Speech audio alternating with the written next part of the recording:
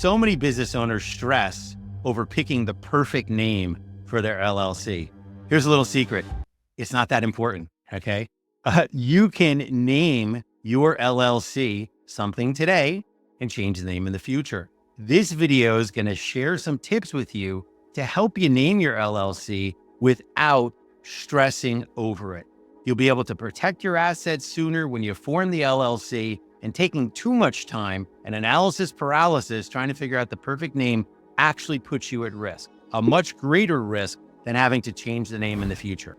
The real fact here is the name doesn't matter. There's lots of flexibility on the name. You can change the name in the future. You can do DBAs or trade names. What's important is you form the LLC or the corporation. Plenty of horror stories out there about people who couldn't decide on a name and then they wound up getting personally sued because they didn't have the LLC in place. Don't let it be an impediment. That being said, we'll talk about some of the things you can do to choose a great name for your company. Choosing a name for a business entity is really not that difficult. There's some certain requirements, though, that you have to meet. There's certain sort of tick the box things that the state is looking for. And if you don't tick the boxes, then they're not going to accept that name.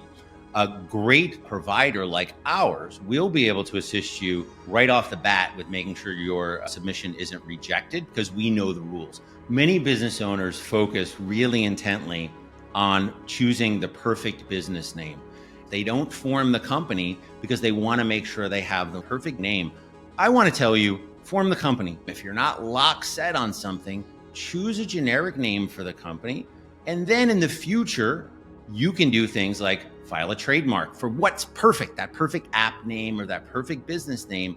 It will be like a nickname for your company, okay? It's important to get the company formed and then give yourself that option later on to choose a more specific or perfect name that honestly may change over time. A generic name is going to be one that's not a single word. A single word is really not generic. It's going to be something likely taken at the Secretary of State level, but it's also something that is going to really narrowly define what the company does in most cases. So a generic name typically is going to be one where there's 3 words. An example would be Red Oak Investments, LLC. What is Red Oak Investments? Who knows, right? We know it's investments, but if we said Real Estate in Missouri Investments, LLC, we're creating something that's pretty narrow. So a generic name is going to be one that's the broad category of business you're going to engage in. E-commerce, right? So we say America's Best E-commerce, LLC. It's very generic. Whereas if you say handbags LLC, that's very specific. And if you try to then go and sell other products through your handbag LLC, that may be confusing to people. So keep it generic by the broad category of business you're going to do, and then some almost generic words you're going to use that you find interesting. But the core there is not pigeonholing yourself into a very small business model or business type. Give yourself the ability to grow and perhaps change things over time. So you've chosen that generic name, you've taken our advice and chosen a generic name for your company. There are some things you need to keep in mind when it comes to those generic names. And so we're going to dig into the details here a little bit of what you can and can't do, not because you're not creative and not because you don't have great ideas, but because the Secretary of State and the laws set up some guardrails on the name you can choose. So let's dig into those details. The rules do vary from state to state. Some basic elements are going to be that it must include the business entity type at the end, LLC, limited liability company. There's certain permutations or versions of that you can choose. And our platform allows you to choose what type of business ending you'll like. In many states, you're required to, for a corporation, include the Inc. or Incorporated or Corp at the end. Wyoming is actually a little bit of a strange state. You don't have to have a business ending. Doesn't mean just because you can do it, you should. I actually recommend that you do include the corporate ending, the INC or otherwise for your business entity, even if it's not required, because that's a clear signal to people you're interacting with or in contracting. This is a business entity. You could actually be harming yourself and your limited liability protection by not including that. Digging into the minutia of naming a business entity, there's a couple of basic things that will apply across almost every state. And those are, it can't be misleading. Some states have specific prohibitions. It can't include the word bank. It can't include the word trust. It can't include university unless actually you've done some qualification of the business in those areas. So that's something to keep in mind. Another one is that the states don't want confusion about entity names. They don't want you to select a name that's already in use. And just because you say, well, I added an S to the end of it, instead of Google, it's Google's, that's not going to count, right? Assuming Google has an entity or is foreign entity registered in the state in which you're trying to form it. They say typically an A at the beginning or the at the beginning is disregarded, and then a plural at the end is going to be disregarded. And there's other rules about that as well. So you don't want to get yourself in trouble. Number one, you don't want to have a potential issue where your name is rejected. But then number two, you also don't want to have trouble where that Google comes after you and says you are in some way, harming our brand, or you've, violated our trademark or copyright. And so it is important to choose a name that is distinct. Okay.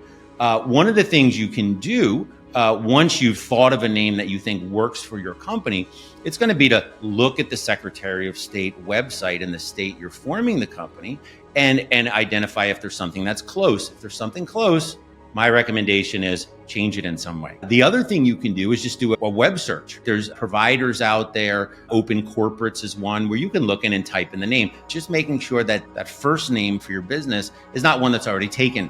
Either not taken at the state level, because that can lead to a rejection of your formation filing, or taken at the national level where there's some other business that has that name already and is building a brand on it, because that could lead to potential issues down the road. So choose a generic name to get started, to get the company formed, and then realize that you do have options in the future to change the name, to choose a trade name, and do many other things if that first name you chose was not actually perfect. Let's say you chose the wrong name. You took my advice and then you decide we want to go very specific with the name because we've got our business model locked in. You've got some options, right? One option to change the name. It's not that big a deal. We offer the service, a filing with the Secretary of State to change the business name. Not a big deal. You would need to go back and change documents you had executed, notify third parties the business name had changed, update bank accounts, so on and so forth. So that could be a bit of an administrative burden, but it is possible to do. The other option, which many companies go for, especially if that you've created this generic company name, is to file a trade name. It's also known as a DBA, and that's an official nickname for your company. That official nickname for your company, you can then use in any forum you want. Put it on your website, put it in documents, put it on your branding. And it allows people easily to find the underlying company, the actual company name, if they need to. Let's say I'm going to go into the sandwich shop business. I may open a couple of sandwich shops. I may open one sandwich shop. I would form an LLC that was America's Best Restaurants LLC. That's the generic name for the company. And then when I decide on my brand, I want to call it Happy Dog Sandwiches. Then I would do a DBA. I would register a trade name for Happy Dog Sandwiches, and I could put Happy Dog Sandwiches on the signage. I could put it on our tableware. I could put it everywhere inside the shop on our website. That is a nickname for the company, America's Best Restaurants. Suppose I wanted another sandwich shop, different branding. I want to try out a number of different things. I could file for another DBA or trade name that is Sprouts Only Sandwiches. That would not be a new business. That's just another nickname for America's Best Restaurants. And in this way, I could figure out what specific names I want, sort of test them through this trade name or DBA registration process. One consideration you may want to make when you're naming your company is privacy. Is privacy important to you? Do you want people to know you're connected to this LLC or not? If you do want your privacy, then it's important that you choose a name that's not going to be easily connected to you. Why would you want privacy? One of the reasons you would want privacy is because it makes it hard for people to figure out what you own. If people know that you own 50 LLCs, or your LLC that has your name in it is the owner of 50 pieces of real estate, you're a target. They know that you're a wealthy person and they may pursue you with frivolous litigation. Ultimately, if privacy is a concern to you when you do a search, we want them to find nothing. They can't find LLCs connected to you, so they don't know who they're dealing with. Are you wealthy beyond belief, or don't you have much? Two nickels to rub together. But we don't want to signal either way to somebody that you are potentially a target. Once you put your name in the LLC name, you're giving up privacy, right? Because everyone can look it up. They know your name. They put it on the internet, Jonathan Finiak. Oh, this must be Jonathan Finiak's LLC because it says Jonathan Finiak LLC. It's pretty obvious. If you value your privacy, do not use your personal name. And I would even suggest don't use something that can be easily connected to you. For the true privacy, you're gonna wanna make sure that you use a name that is unconnected to you, almost random. Red Oak Investments, America's Best Restaurants. Those kinds of things are gonna be very generic and not easily traced back to you. The other thing I recommend is that if you're creating multiple LLCs and you don't want them to be connected to each other, don't use names that are connected to each other. There's some people I've seen and they're like, well, how did everyone find out that I owned all these companies? And every single one of them had the same word in the beginning. It was Blackstone Restaurants, Blackstone Sandwich Shops. All of those are going to show up right next to each other alphabetically. And so from a privacy perspective, don't create a name that can be easily connected to you or that could be connected to the other entities you own. It's important when you're naming your companies that you don't create confusion for yourself. To say they're generic names doesn't mean they're not descriptive. And one of the examples is going to be creating a holding company structure. We can talk about, and we will talk about holding companies in another video. But for now, the important thing is your holding company should have holdings in the name. I recommend that it's, Red Oak Holdings LLC. So this way you're not confused that this is a holding company. And if you're like, oh, I need to write a check for a roofer, you're not actually writing a check out of that holding company checkbook. Who uses checkbooks anymore? But let's just imagine that you are. Then if you had that holding company owned real estate and owned multiple pieces of real estate, you could name each of those LLCs that hold the real estate specifically as to the address of the property. 123 Main Street Properties LLC.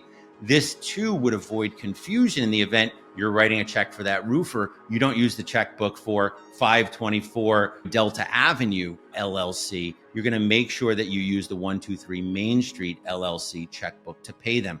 This helps you not create a situation where you're commingling funds across entities or creating confusion with people you're paying, or potentially weaken your limited liability protection.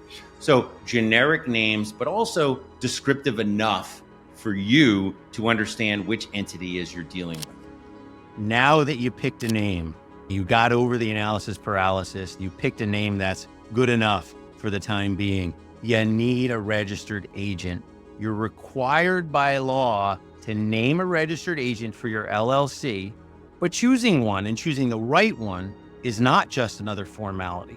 Choosing the right registered agent, someone who can be counted on for your company, is crucial to keeping your LLC compliant. What's a registered agent? Watch the next video to find out.